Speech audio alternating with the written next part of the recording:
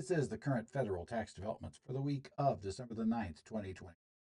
Current federal tax developments are brought to you by Kaplan Education and by your state society of C. This week, we're going to take a look at a few things that happened. First, actually had two laws enacted. Before you get too excited, neither of them is the law that was passed back in January by the House. Well, one is a very, very small part of that law. And the two laws themselves are, one of them has significant impact if you're if you're one of the people that's affected, but it's not most people that are affected. And the other one really has a very, very small impact. Still, kind of mom apple pie, one of those things that everybody can vote for in the Congress, but not one that's going to probably affect any of your clients. So we'll make it that way. But anyway, so we did have that come up. Then on Tuesday, the Fourth U.S. District Court entered the fray regarding whether or not Congress had the power to pass the Corporate Transparency Act. But the difference in this case is that the court, like the court in Alabama that was the first one to rule, did rule that Congress did not have the power to enact this law. But unlike the Alabama court that issued an injunction only covering the plaintiffs in the case before the court, in this case, the Texas court issued a nationwide injunction barring FinCEN from enforcing the BOI.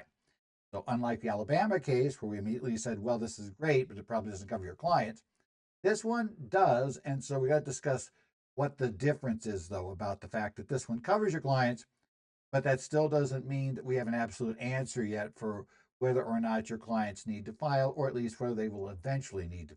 So we'll talk a little bit about that, because coming up shortly thereafter, the case, 2 days later, the Department of Justice filed a notice with the Fifth Circuit Court of Appeals that they plan to appeal the decision.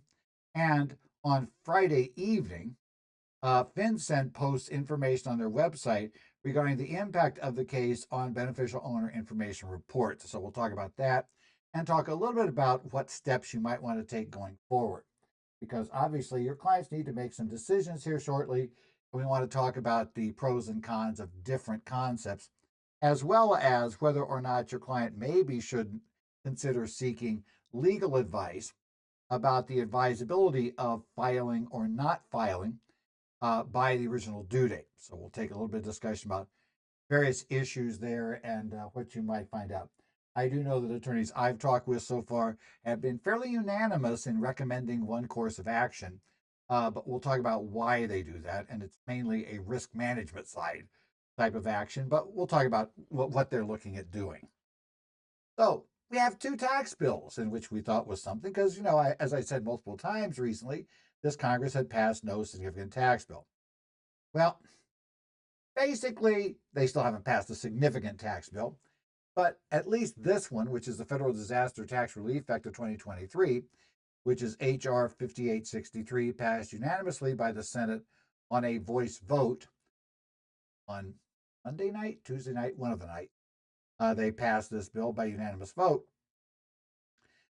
It was originally included in the bill passed in January by the House. This was one of those various extra provisions that was in there. And what it's going to do is provide some tax relief for those who were impacted by certain disasters, mainly wildfires in California, and also impacted by the East Palestine, Ohio train derailment. You may remember that situation. So those are the keys, plus some additional other items that are in place. So we'll talk about that. As I said, it was in the Senate. It was there. It had been held that this bill had passed the House as well as a separate bill earlier, but had never moved forward. Hadn't moved forward in the Senate. That had been mainly because the chair of the Senate Finance Committee, Senator Wyden, had been objecting to it moving forward, primarily because, let's be honest, he hoped to use holding this back and not passing it as a way to get a vote on the full bill. I think this is now a very, very clear admission that there is no chance whatsoever, as soon as I say this, I'll pass it, but there's no chance whatsoever we are getting that original House bill, right? There's no point in passing this and have just language duplicated in two bills. I guess there's no harm if they did that, but it's also no great advantage. You hope nobody fouls up and somehow changed a word in one or the other. to cause some sort of problem, but okay, we can deal with that. So there are three basic clauses here. This is a very short bill.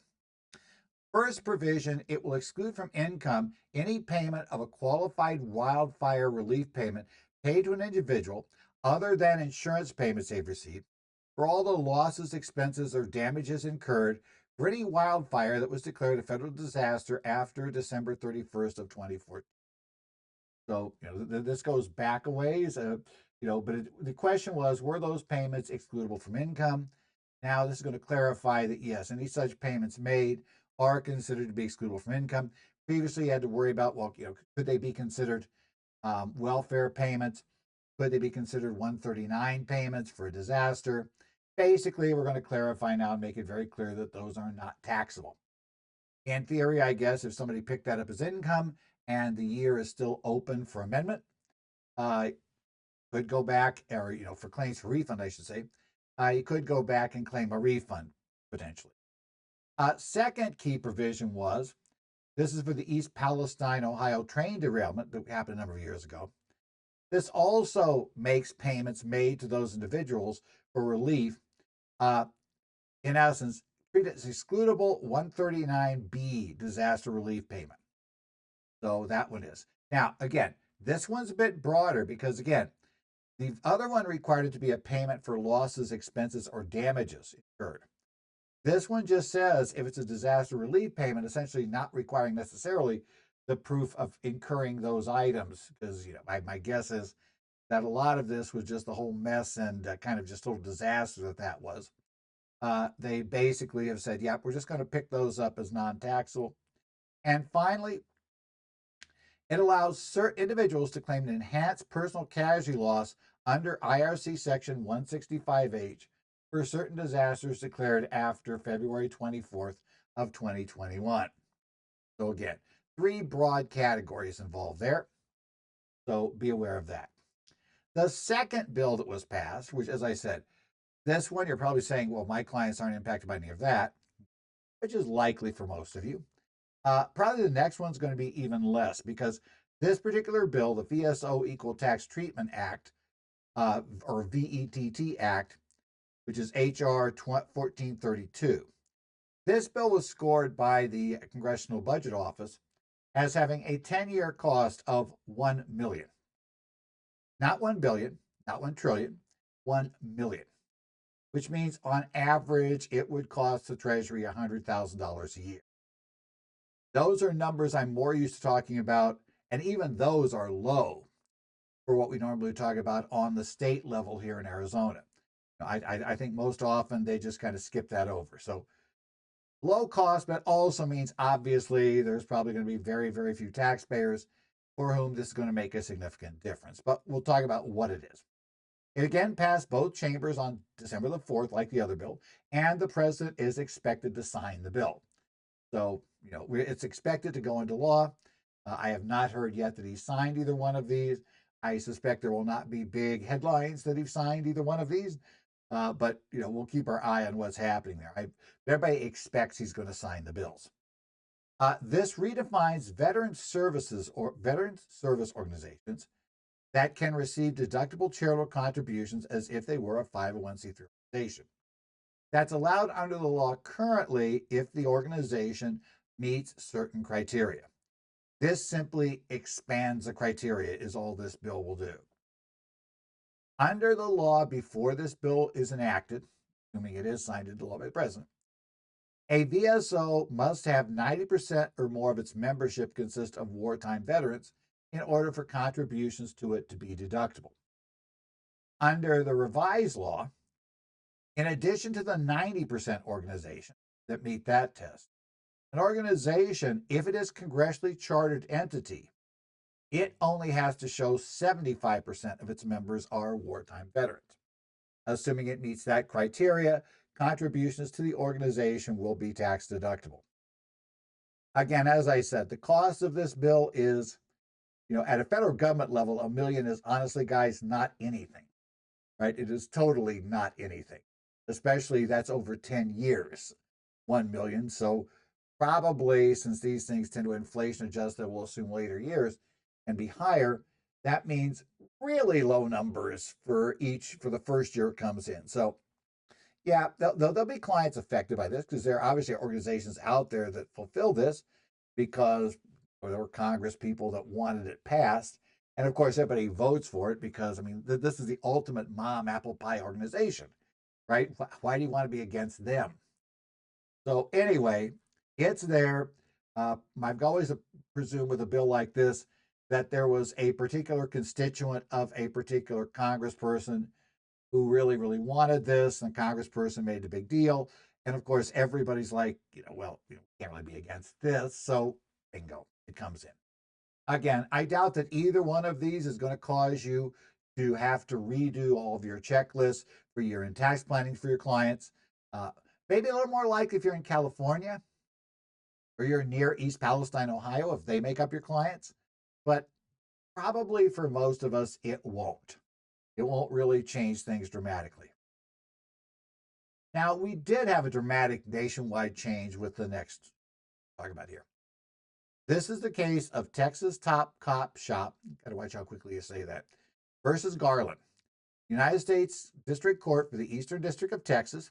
This was case number 4:24-CV00478. The opinion was released on December the 3rd. Now, this is the fourth U.S. District Court to take up the question of whether or not Congress had the power to enact the Corporate Transparency Act and its reporting requirements for beneficial owners under the enumerated powers found in the Constitution or under the necessary and proper clause of the Constitution. Is this a necessary and proper way of enacting that? So the case is looking at those two issues. Now, quick review of the history of the cases we had before this. We had three other cases before this, one of which decided back in March of this year. And, the last two were decided in, I believe, October of this year. So we've had a couple more recently. So let's talk about the cases. Now, the one case we had that came first in March held that Congress had exceeded its powers. That is a case of National Small Business United versus Yellen from the U.S. District Court for the Northern District of Alabama. Then, more recently, we've had two cases that held Congress did not exceed its power, nor did it violate any rights of individuals found in the Bill of Rights. And those two cases were Firestone versus Yellen, the United States District Court for the District of Oregon, and Community Associations Institute versus Yellen from the District Court for the Eastern District of Virginia. So as of right now, we have a case in the 11th Circuit, the National Small Business United case, a case in the 9th Circuit, Firestone, and a case in the 4th Circuit, Community Associations Institute versus Yellen. We're now going to go into the 5th Circuit for this case, right? Now, the National Small Business United case has already been appealed to the 11th Circuit Court of Appeals, and oral arguments were heard on September the 27th. We have not yet got the formal decision of the panel. However, many observers from listening to the oral arguments, you can go listen to them online, have come to the conclusion that it seems very, very likely that the 11th Circuit is going to remand, at least, the case back to the district court with instructions that they've essentially got the analysis of the Commerce Clause totally wrong. That basically seems to be the leaning of the panel based on what went on in the discussion. So we may, at least a lot of people now are guessing that one would be. And that meant up until this most recent case, it seemed like, well, we might end this year with, the only case that had said, yeah, they exceeded their powers, overturned on appeal, and then two other cases that said they did, which then would have been and what looked like up until this week, well, that's kind of if that's the direction things are going, then certainly it appears that there's going to have to be filings done by January 1st of 2025. And with the clock running down, of course, people have been filing those reports. But now on Tuesday, we got a change. On Tuesday, we had, in this case, right, a fourth U.S. District Court took up the issue. And I'm not going to go through the arguments in detail inside the case because fundamentally they agreed with the ruling of the Alabama court. Now, there's interesting that this case and the one for the community associations, they both have a real fun here about looking at whether you should properly decide this as a facial challenge or as applied challenge. Actually, it's just a Firestone, and this would look at it that way. And they come to different decisions. And I'll let you go read the cases to find out why that makes a difference. But in this case, they're claiming to analyze it under what's called a facial challenge, or whether it is a valid, whether or not the law itself is valid as a whole first, rather than seeing if it would be valid as applied to the plaintiffs. The Oregon court looked at it specifically the other way. Would this law be a valid application of congressional power as applied to the plaintiffs? Now, that may be crucial because the court here made it very clear that it was following Fifth Circuit precedent, which is fine. It really is what this court should follow. But the question quickly becomes whether Fifth Circuit precedent is necessarily the precedent of any other circuit, and as well whether Fifth Circuit precedent is what the Supreme Court will decide to follow. So that may also explain why we're going to get some differences. You kind of have to expect that with different courts in different locations. The other big difference about this case, though, was that while it came to the same conclusion as the Alabama case, the breadth of the injunction was far broader. In the Alabama case, the judge in that case only granted relief for the plaintiffs in the case and members of the organization that was a plaintiff or that were members of that plaintiff organization as of the date the order was issued. So, and the reason for that, I've been looking at the case, etc., and other issues. It seems that that's all the plaintiffs asked for. They didn't ask for a nationwide injunction, so the judge didn't worry about whether or not the judge could issue a nationwide injunction because that wasn't the relief being asked for. So kept it there, which meant, and we talked about that case, it meant that we had to tell you that probably your client, unless they were a member of that organization, it didn't apply to them unless they were a plaintiff, which they probably weren't, because if they were, they already knew about this. Or if they're a member of that organization, it didn't really apply. Your client still had to file the report because we had no order that applied to your clients. Yes, I admit, if the Alabama court is right, your clients wouldn't have to file. But as a number of attorneys told me, if you want to go down that path, you better hope like mad you're right. Because if you're wrong, and we'll quickly get to who can decide if you're right or wrong, and there really is 9 people that make that decision, and only 9. That's basically what we have to look at. Now, the Texas court provided its ruling, though, was broader. It barred enforcement of the law by FinCEN against anybody, not just those in Texas, not just those in Fifth Circuit. I mean, anyone, anywhere, any organization, any entity, any beneficial owner, anywhere, FinCEN cannot enforce this law against while this temporary injunction is in place. Now, for a temporary injunction to be granted, the court generally has to find that there is a irreparable harm that would apply to the parties asking for relief if the injunction was not granted. They have to find that that it's likely they will prevail when we go to trial under the issue. You have to show that it would not basically the harm would exceed any harm that might occur to the government from granting this injunction, as well as if it would exceed any harm that might come to the public by not granting them. So those are basically the 4 criteria. Now, as a practical matter, and we've had this theory for a preliminary injunction come up.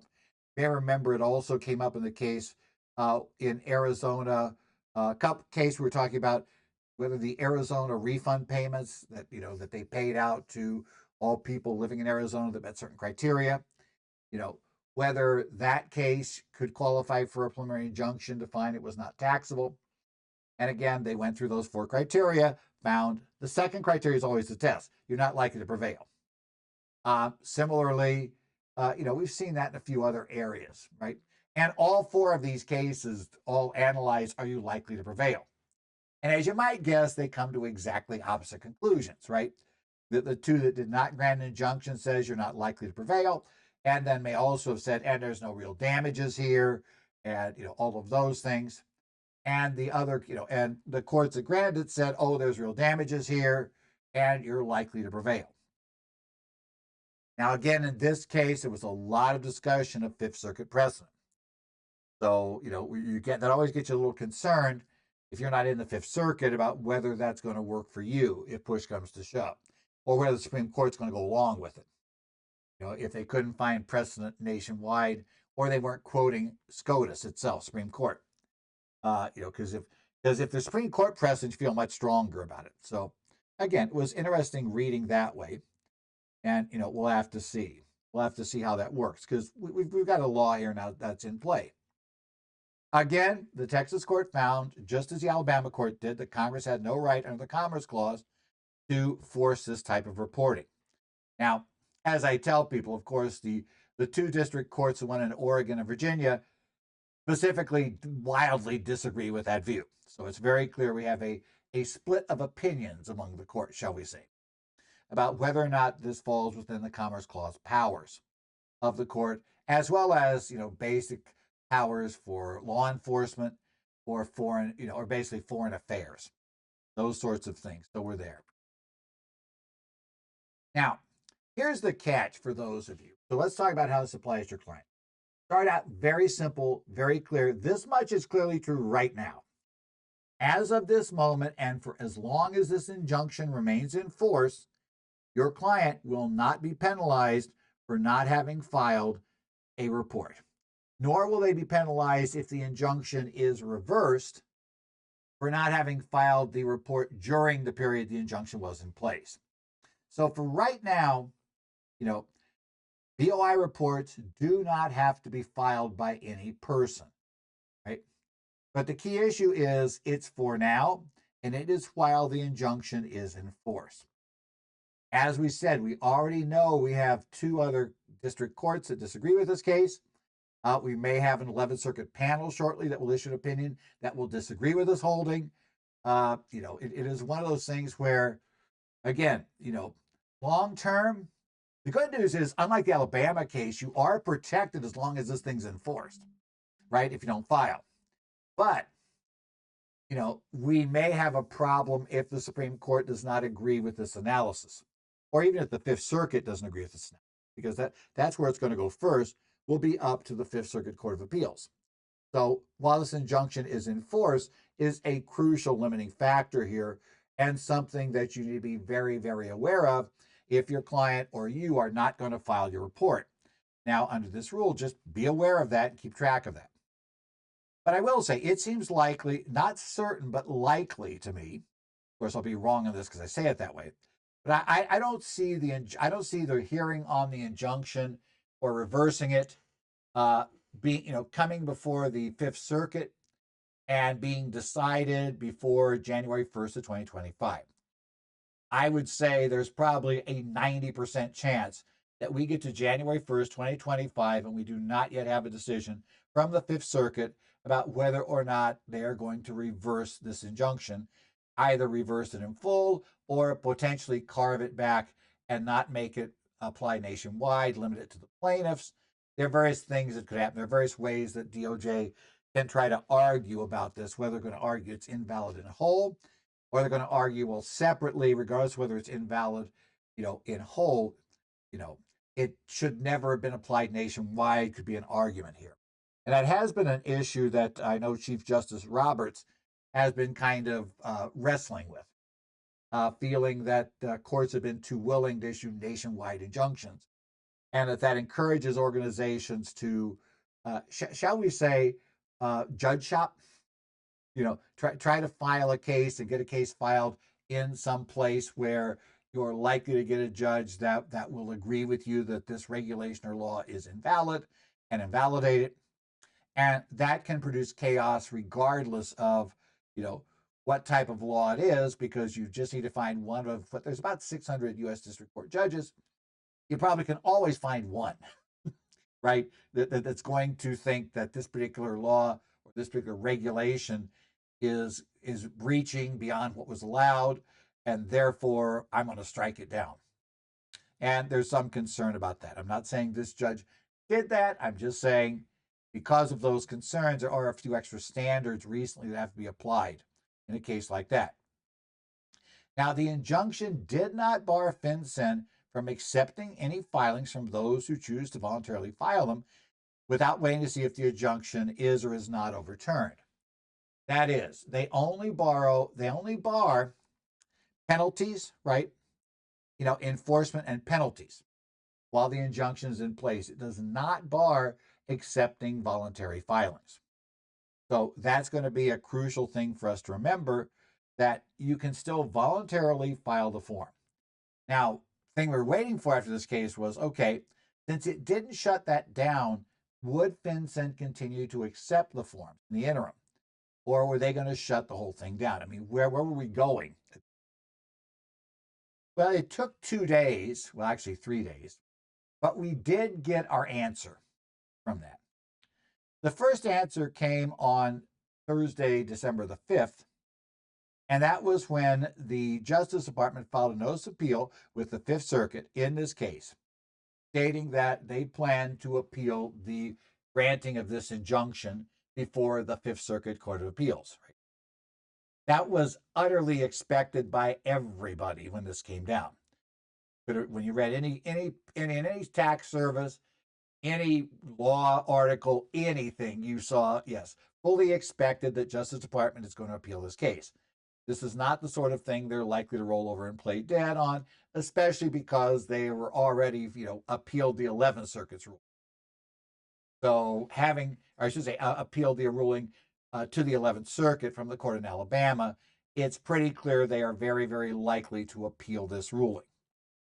So again, we got to keep our eyes on that. Now, this notice, because we saw it before in the Alabama case, when you file a notice to appeal, you're merely putting the Fifth Circuit on notice that, hey, we are going to be filing all the proper documents and putting forth our briefs and arguments, etc., regarding, trying to get this overturned, because we believe that the trial court has made an error. Right? There's an error of law that has been made, and we're looking to get this overturned. So we don't get anything but a statement they're going to do it. So it's not as if you go read this notice of appeal, you're going to learn much of anything, aside from the email address of the attorney in charge of this at DOJ, which I'm not sure that's useful much to you, but hey, what the heck. I mean, otherwise, it just simply put them on notice. So it's a very simple, it's a total of a 2-page document, and most of the 2 pages is taken up with the names and addresses of the attorneys, and then a statement about it was filed electronically with the name and address of the attorney that filed electronically, who was one of the attorneys that tried the case. So it's like, yeah, not going to find out much from that document, except that there's an appeal. However, there is something you probably do want to look at on FinCEN's website, the main BOI website, right, where we find the FAQs and other stuff. So, good old fincen.gov/BOI. This is an alert. You got to kind of expand it a little bit. You'll see alerts in the middle of the page. This is the top one now. Just click on it. It'll expand up. You'll be able to read the text.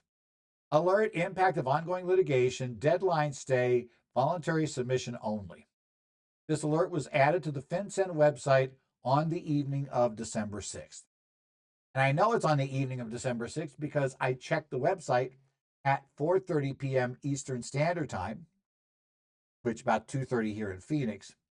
And when I checked it on Friday at that time, there was nothing there.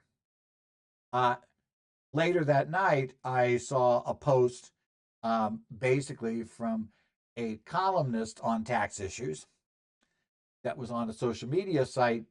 And, she said that, yep, they have now got details up about what's going to happen.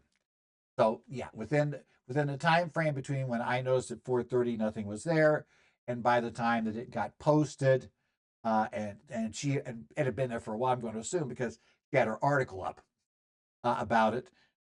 Basically, yeah, it got posted. So somewhere on Saturday evening, it was posted and ready to go. Okay. Now, here more details are provided by FinCEN regarding the impact of the injunction and options for those who have not yet filed their initial reports. Now, FinCEN will comply with this order, and the term they use is for as long as it stays in effect. I'm not really thrilled with that term because, taken literally, as I'll point out here shortly, that means that let's say the Fifth Circuit, let's say DOJ was going to go to this emergency, need a ruling right away because the world's going to end unless this is changed. And let's say that therefore the Fifth Circuit took it up, said, "Oh yeah, totally clear. That this order is wrong. We're going to send it back. Tell the judge you did a horrible thing. Whatever." And basically, and so effectively in the injunction as of Monday or Tuesday, Wednesday, whenever. In theory, reading this, well, we just lost the stay. It's not there. Now, theoretically, if it was Monday or Tuesday, of the week that I'm publishing this, then maybe that makes sense. The January 1st date still makes sense. The problem is if this stretches into, which I think it will, January or longer before we get a ruling from the Fifth Circuit, does that mean like on a random day, let's say February 12th of 2025, the Fifth Circuit were to say, yep, yeah, that's right, we're reversing this. Does that mean that now, well, it's been pulled, so do you have to get your report filed that day? And again, they're not saying when you'd have to get it filed if they reverse it. They're just saying they will comply as long as it's in effect. Obviously, if they stop complying with the order once it's no longer in effect, that means they could penalize you. So that's a little concerning, concerning as they say it. Now, if you have not yet filed, FinCEN makes it clear you can voluntarily file the form. So there is still the option to go ahead if you've got all the stuff together and just file on the FinCEN website. So that is a possibility. Now, the actual text of what they have, I've got this available, and it says on Tuesday, December 3rd, 2024, in the case of Texas Top Cop Shop, Inc. et al. Versus Garland, from the Eastern District of Texas, a federal district court in the Eastern District of Texas, Sherman Division, issued an order granting a nationwide preliminary injunction that one enjoins the CTA, including enforcement of that statute, regulations implementing its beneficial ownership information reporting requirements, and specifically to stays all deadlines to comply with the CTA's reporting requirement. The Department of Justice, on behalf of the Department of the Treasury, filed a notice of appeal on December 5th. Texas Top Cop Shop is only one of several cases in which plaintiffs have challenged the CTA that are pending before courts around the country. Several district courts have denied requests to enjoin the CTA, ruling in favor of the Department of Treasury. The government continues to believe, consistent with the conclusions of the U.S. District Courts for the Eastern District of Virginia and the District of Oregon, that the CTA is constitutional. I like the wording of that, several courts. And they mentioned those two. They didn't quite tell you. Those are the only two, but there it is. I guess two is several. So we're going to be okay there. While this litigation is ongoing, FinCEN will comply with the order issued by the U.S. District Court for the Eastern District of Texas for as long as it remains in effect, concerning language there. Therefore, reporting companies are not currently required to file their beneficial ownership information with FinCEN and will not be subject to liability if they fail to do so while the preliminary injunction remains in effect. Again, the same wording, which I'm not happy with. Nevertheless, reporting companies may continue to voluntarily submit beneficial ownership information reports. Okay, that's basically what they said on their website. So let's think a little bit more about this. Okay, what now? Okay. Right now, we do not know what the final resolution will be. We also do not know when any filings will be required, if ever. Right? That's a total unknown as of this point in time. So that's all we know is right now, as of this instant, at least if nothing's changed for you hear this, in essence, there would be no penalty. Now, since I'm recording this here on, here in December, on December 7th, it's like, well, yeah, there wouldn't have been a penalty anyway for not having it today, unless you were formed your entity this year and we just went past the 90th day. There'd be no penalty. Similarly, there'd be no penalty, I guess, presumably under this order, even if you'd formed during 2024, but hadn't filed previously. They wouldn't penalize you now under this pendency, while this is pending. And by the way, that opens up a whole interesting question of, well, if you were required to file before that date and the injunction gets stricken down, Do you just not get penalized for the days the injunction was in place? Or do we go back and say, oh, sorry, you had to file before the injunction came in. We're still going to penalize you for the days the injunction was there. Don't know. Talk to your attorney to figure out which way that one would work. The option for an entity that was required to file before the injunction came down are basically you could still file the report voluntarily.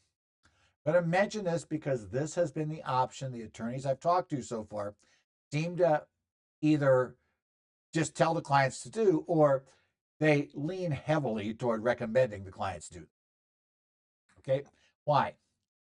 The main advantage they'll tell me each time is that the filer will not have to be concerned about monitoring the issue to ensure the injunction stays in place.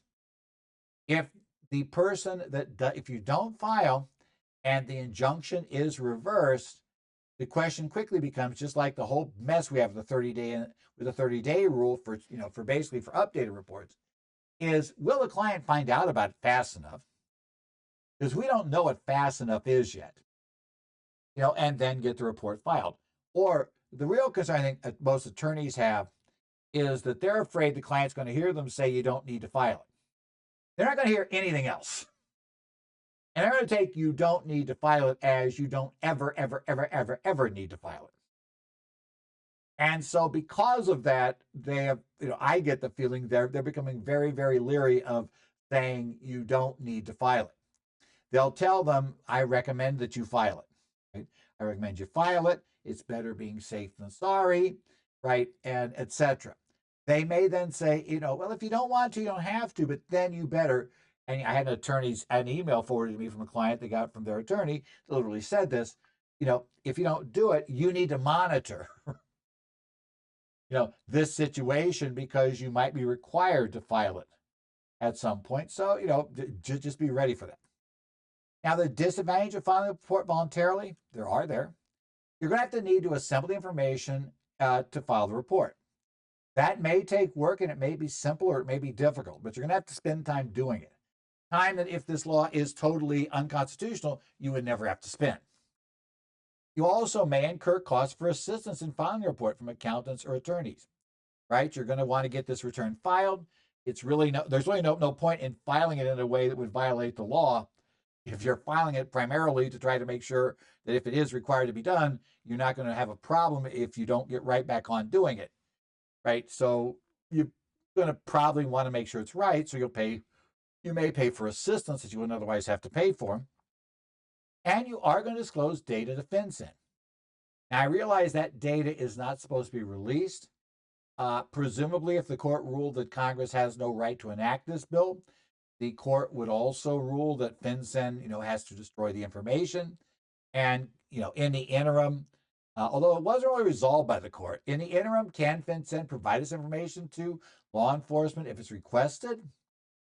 That could be an interesting side question because nobody's asked that yet. Because again, the court did not say that FinCEN could not keep creating voluntary. So there's a nice big discussion for your client and the attorney to have.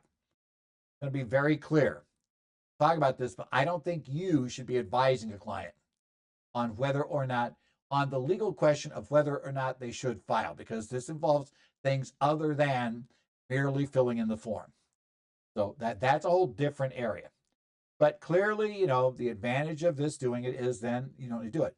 I think it is very clear that the attorney is going to tell them that if you don't file, you better keep up with what's happening because the penalties for not can be rather nasty. Second option is don't file the return yet, but assemble the information to file. The advantage of doing so is you would then theoretically be ready to file on a moment's notice should the injunction be overturned. Because remember, you could download the PDF, you can get the whole thing filled in, you can double check it on your machine to make sure that it's okay to file. Right? We can do all of that. There's no problem with that. We can be ready to go. So if in fact, a week from today, the Fifth Circuit overturns it and FinCEN decides to say, well, yeah, if you don't have it today, we're going to penalize you, which they wouldn't because it's January 1st. But, let's say on January 12th they do it. Your client on January 12th could then just submit the report to FinCEN, be done. And, we're then covered with that, right? So the other advantage is the data would never go to FinCEN. We don't worry about what FinCEN could or couldn't do with the data. We don't worry about the fact that it might be provided to local law enforcement, might be provided to the IRS, might be requested by your bank, which then they would, they ask your permission. If you don't get permission, they might decide to say, well, we don't need to loan you money either. Things like that. So, we have that little detail. So, right, you wouldn't disclose it. And you could avoid incurring the fees to assist filing. Now, the only problem with that third advantage is if, let's say, worst case scenario, comes down January 12th, Fifth Circuit says, hey guys, sorry, we're overturning the injunction. And FinCEN decides to play hardball and say, well, if you don't have it in today, it's $591 tomorrow, and it's going to keep going up every single day after that by $591 per day. It may be very, very difficult, and now suddenly everybody's calling every accountant and attorney they can find because they want assistance. And now suddenly we're flooded with all these calls. I would warn a client that, do this, understand it, but also understand, especially for us as CPAs in tax, that if you decide you need help filling this thing in and this thing all reverses and we need to get it filed in March or April, you're probably going to have trouble finding a CPA to help you. Even if that CPA is the one that does your tax work, because it means otherwise, throwing out other clients' work, not getting that done, not getting that filed on time, merely to get all these FinCEN filings done. And, its assistance may be tough to find. So, you might want, that's one of the dangers about not filing right away is you need to be at a point where you don't need assistance to file. And I would say, you'd have to plan it up to that point, at which point then you're probably going to incur all the assistance fees to get, the CPA or the attorney walk you through and essentially have everything ready to go and show you exactly how to get it filed online. And so you're going to incur the fees that you'd incurred anyway, probably more so because they got to train you how to do it because they might not have time to do it once the problem comes in. Right? So the disadvantages, you must monitor the case and all the others because there's various ways and various paths that this whole thing could take to get to a point where we get a ruling from, let's say, the Supreme Court that would essentially say, yep, it's valid. So all those, like this injunction that ruled it was not invalid, well, that's obviously a invalid injunction now instantly, right? It's in violation of the U.S. Supreme Court precedent on the matter, and therefore it needs to be withdrawn. You have to be aware of all of that. So you need to monitor this case and others to know what's going to happen. A failure could be very costly. And I say in theory, we are hopeful that FinCEN would not impose a max penalty on everybody, especially in cases like this. I think that is wildly unlikely. But I can't say for sure they wouldn't do it. You always have to remember, I can't say for sure they wouldn't. So you have to do that. And it is going to result in some distractions from running the business because you got to keep monitoring this thing. That otherwise, and I know for a lot of my clients, this is probably the big thing. They just don't want the hassle of having to worry about it. They got enough things to do in their business. They don't want to be monitoring this little thing to try to figure out if they do or don't have to give their address to FinCEN. Right?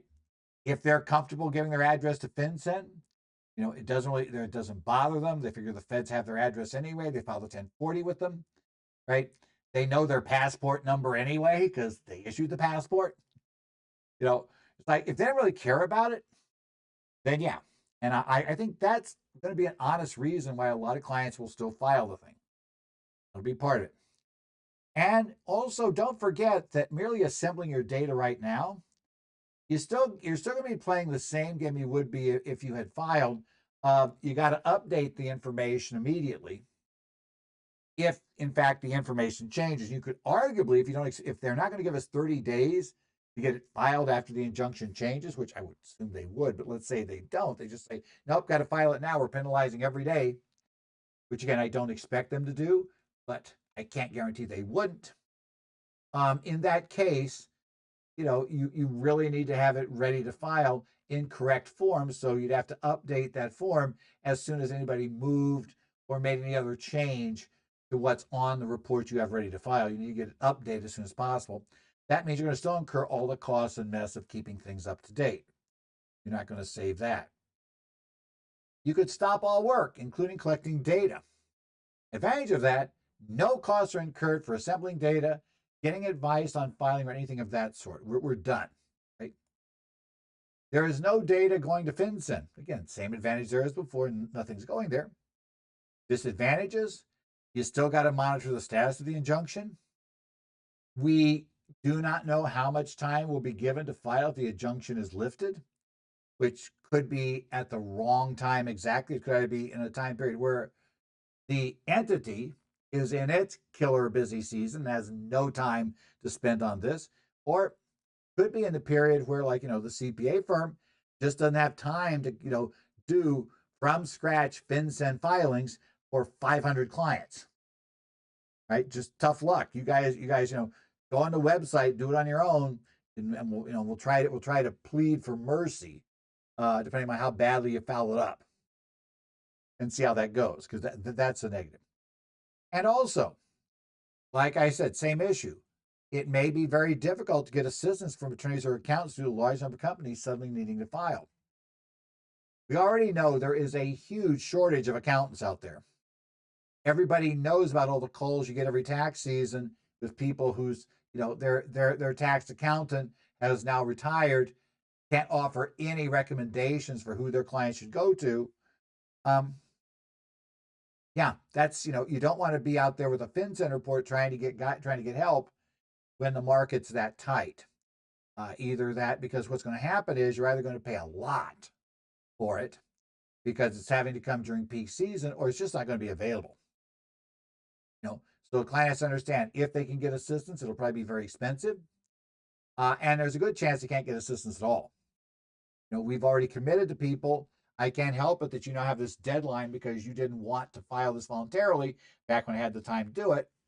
So, you need to go find somebody else to help you, right? And by the way, this kind of conversation is one you probably need to have with the clients. If you're not going to be able to drop everything and help them file, then they better understand that. And even if you don't usually do it, you need to understand too, if you think you're going to need assistance filing, I've already told you I don't do it.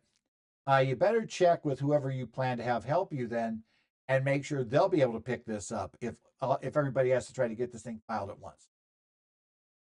So that's it. Now, as I've said, I believe that advising clients on which step to take may get way too close to the unauthorized practice of law, especially in certain states. We're not really trained on court procedures, rules, and the nuances of, let's say, things like when, what are the what's the proper criteria a court would use to determine if a, nationwide injunction is or is not within the powers properly exercised by the court. That's not something I've had training on. You've had training on. Any of us have training on, right? What exactly happens? What are the likely time frames? For how fast to go through the Fifth Circuit. When are we likely to have an answer? What are the various issues? Is there any other step we could take? What do we think that outside of tax law? Remember that this is one where they could go from 0 to 591.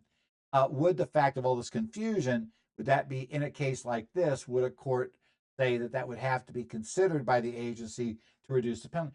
All those things we don't really have any training in this area because it's not Title 26 Internal Revenue Code. We're not in there, right?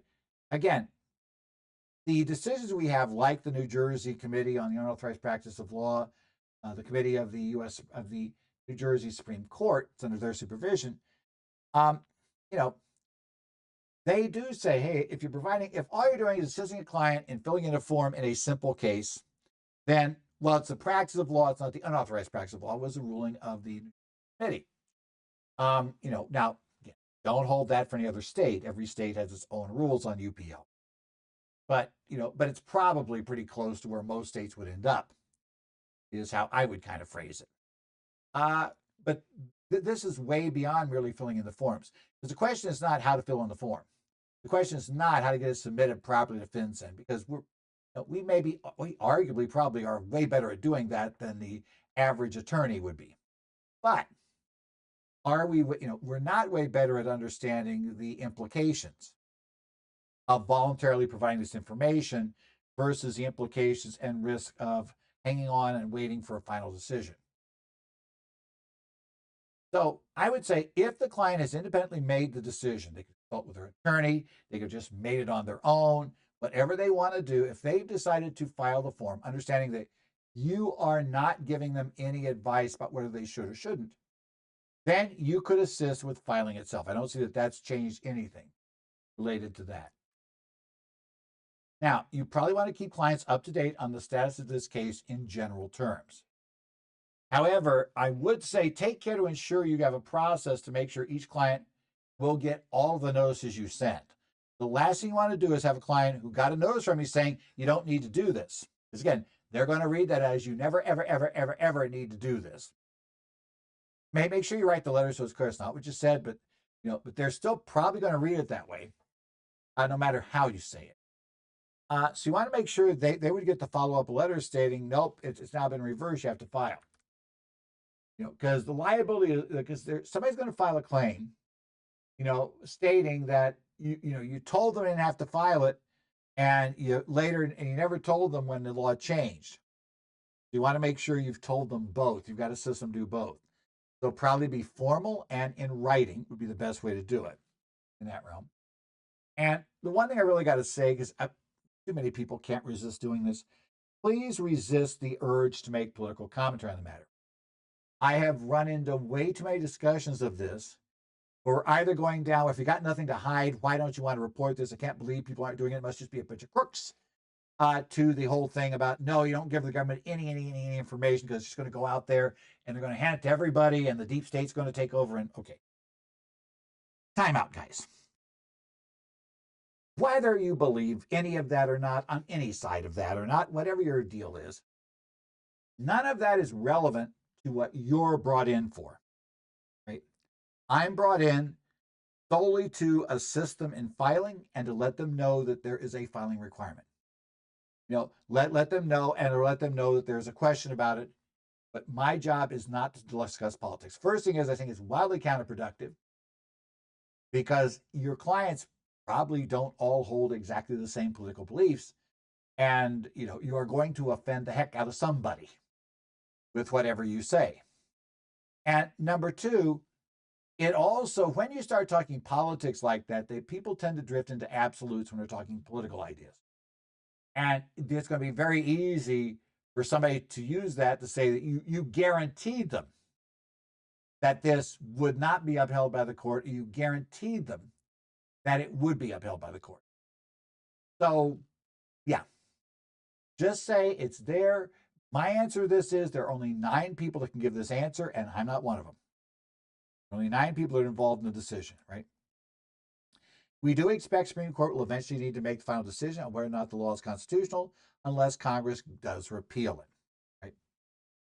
If it goes to the court, only the opinions of those 9 justices, and basically 5 of those 9, any 5, if they all have the same opinion about how this works, then we'll have our answer. But until we get it from them, we don't have an answer.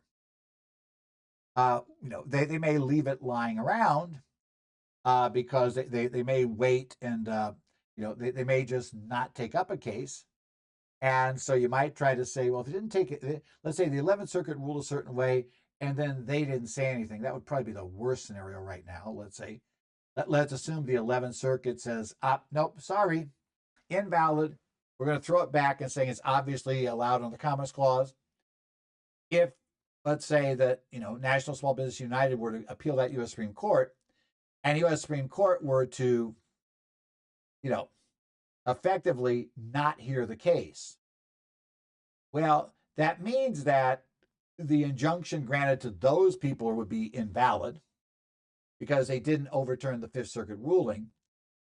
But it wouldn't say a thing about the nationwide injunction in Texas, except the court did refuse to, the court did refuse to overturn the 11th Circuit's ruling. It says it's a valid law. So you get a real confusion. I think that the court's got to realize that, trying to punt this thing isn't good unless, now if the 11th Circuit said, said, nope, sorry, it's valid in the Constitution. The Fifth Circuit says shortly thereafter there is, then they might sit back and wait. Because if all the circuits come to the same decision, then they could skip it. But I'm hoping they don't try and wait for that, because I don't really want to wait for that, because we would need at that point 12 circuits, right? The 11 standard, or the DC circuit, and so 13 circuits, federal circuit. I don't really want to wait for 13 circuits. Yeah, I'll have to speak before we know for sure. So it'd be really nice if the court picked this thing up. The other thing could do this is congressional action to repeal it. If congressional action repeals it, that just moots the issue. Doesn't matter anymore. So that's another way out. The catch is, though, at least for the moment, I'm not really hearing a lot of talk about anybody taking action in Congress. Now, I'm sure somebody will. But again, there's a world difference between a backbencher saying they're going to do it and rather, if you came forward and if John Thune and the Speaker of the House come in and they both say that they're going to push this bill forward and they say they got the votes to do it, right? And Thune says he's got the 60 votes to get over the whole problem we've got with, being able to get a cloture motion through in the Senate. Well, then, yeah, I'll pay attention to it. But if you just got a backbencher saying it, backbenchers say all kinds of things.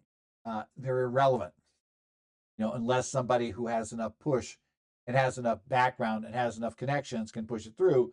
It really doesn't matter what a backbencher says. So we'll keep that in mind. So this has been the Current Federal Tax Developments for the week of December the 9th, 2024. Current Federal Tax Developments, as always, is brought to you by Kaplan Financial Education and your state society of CPA. I'm Ed Zollers, and, my email address, edzollers@currentfederaltaxdevelopments.com. You got a question? Also, I do pay attention to the Connect websites for the Arizona Society of CPAs, New Jersey Society, Minnesota, Illinois, Idaho, and Washington to a certain extent too. So we got all of those in there. So in any event, we take care of all that. You can send questions there, and if I see something, I'll try to answer them. Otherwise, thank you for being here.